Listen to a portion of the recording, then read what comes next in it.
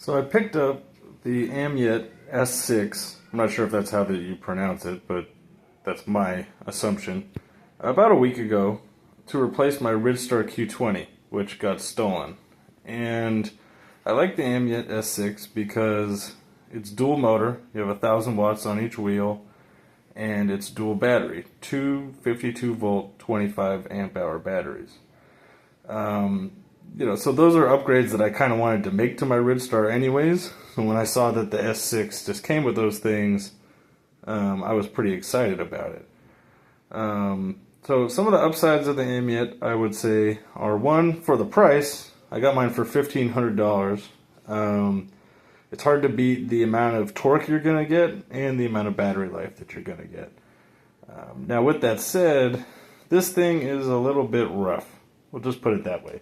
The Ridstar, when I got it, was a very smooth and kind of well put together bike, whereas I would say that this has some flaws. So the first thing I would look at is this front fork. I'm not quite sure what's going on with it, but it vibrates a lot when you're accelerating. Now once you're at speed, things even out quite a bit and it's not even really noticeable. But when you're first starting off, it vibrates kind of violently. So I'm going to look into replacing the front fork over time. It doesn't seem to be something that's like urgent or a huge emergency, but it's something to keep in mind. And honestly, I would say that if you're going to stick a hub motor onto your front fork, then you need to provide a beefier front fork. So I don't know if this is something that Amyet is going to fix as this bike kind of matures and they continue producing it, or if this is just going to be a continual problem. But that's probably the first thing I would check out. Next, I would say that if you look at these battery mounts, they're not particularly like rigid or secure. I don't think you're going to lose a battery, but let's say if you did kind of get into a crash or something along those lines, it's always nice to have the battery be more secure, especially when that's sort of like the most dangerous fail point of an e-bike.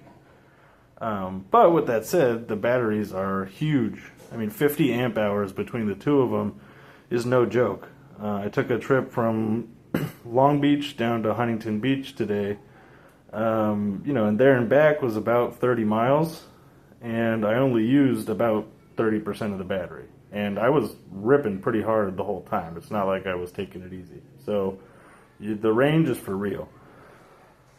Now this, unfortunately, I've found, at least for me, is the biggest weakness. I'm a big guy. I'm about 6'2", 270 pounds. And this rear suspension is just not cutting it for me, which is kind of the opposite problem that I had with the Ridstar. With the Ridstar, the rear suspension was very firm, and it actually broke in over time and got better. Whereas with this one, it's already very soft and sloppy, and sometimes I'll actually bottom out that rear tire, which at speed hasn't proven to be dangerous per se. But I mean, it's not good. You don't want to be doing that on a regular basis. So I'm probably going to swap that out, which just by looking at it, I can tell it's going to be an easy switch. And I'm not sure what I'm going to swap it out with. But yeah, for a bigger guy like myself, if you're a bigger guy, you're definitely going to want to swap this out. There's no way around it. And kind of my assessment of the bike overall is that, with the dual motors, I don't know if it's just the way that this thing is kind of programmed, but, my top speed is not really any more than the Ridstar. I've gotten up to 33 on this thing, and that was a little disappointing, for dual 1,000 watt motors with 52 volts and, the amount of battery power that it has. I would expect maybe 35 plus. But with that said, the amount of torque and power that you have between the two makes a huge difference. when you're going up hills, whether you're just kind of crossing over, freeway overpasses, or if you're actually, climbing a long hill for a while, those dual motors really do make a difference. And the single motor setting is adequate, but I think because when you're pushing off of that rear motor and the front motor is not doing anything, you are getting a lot more drag overall. So, if I had to choose between just getting another Ridstar and getting this, I would still probably go with this. But now that I have it, again, I've kind of identified some of the weaknesses and things that I don't particularly like about it. And then finally, as for Amyet, like as a company or as their customer service goes, I'm actually kind of disappointed with them because on their website for this model, it clearly states that there's going to be an off-road mode which will enable speeds of 35 miles an hour plus. Obviously, that's not the case. I got in contact with them. I asked them, how do you unlock the off-road mode to enable higher speeds? And essentially all they told me was that, you go to pedal assist 5 and you go on double motors, and that's the maximum amount of speed that you can get. So I think there was a little bit of false advertising there, and, they weren't particularly, accommodating or apologetic about the miscommunication.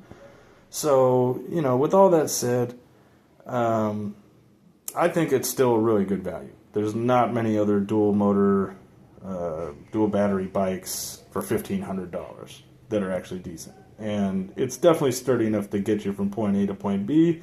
It's sturdy enough to have a little bit of fun with. And it has a lot going for it. Just keep in mind that it's a bike that you're probably going to have to do a little bit of tweaking with. And you're not necessarily getting a lot more speed, but you are getting a lot more torque. I may show a riding video, and I may provide an update after I've changed out the rear suspension. And I may actually take it into a local e-bike mechanic and see if he can tune it a little bit for me, and if I can't get some better performance out of it. I haven't seen many reviews on this yet because it's such a new bike. Hopefully, one of the bigger pages might do a review on it, like Tail Happy TV or some of those other guys, just because they have a little more resources at their disposal to do an in-depth review. But hopefully, for people looking at this bike, in the beginning phases, this could at least give you an honest look at what this bike really is, whether it's worth your time, and if you should go for it or not. So, if you have any questions or concerns, talk to me in the comments below. Also, again, if you have any solutions or have heard anything about the vibrating front forks, it would be great to hear from you about that as well. So, thank you. Y'all have a good night, and, keep having fun on your e-bikes.